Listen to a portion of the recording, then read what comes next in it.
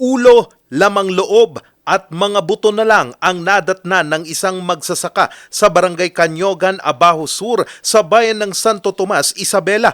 Ang ipinastol niya kasing baka sa maisan, kinatay ng mga hindi pa nakikilalang suspect.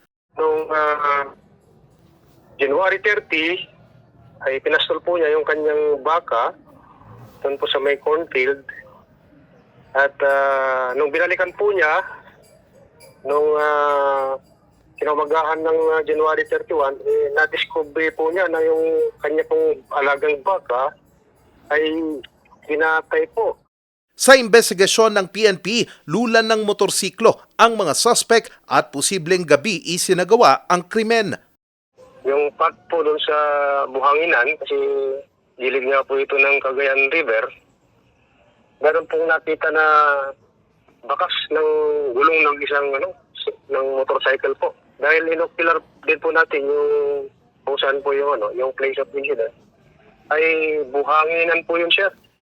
3 hanggang 4 na taong gulang na daw ang baka at katuwang ito ng magsasaka sa pagtatanim. Dahil dito, nag-alok na ang pamahalang bayan ng Santo Tomas, Isabela ng 300,000 pesos na pabuya sa makapagtuturo sa mga suspect. Meron po kasing panawagan sa ating lokal na pamahalaan na sana ma-resolve kagad yung ganitong insidente.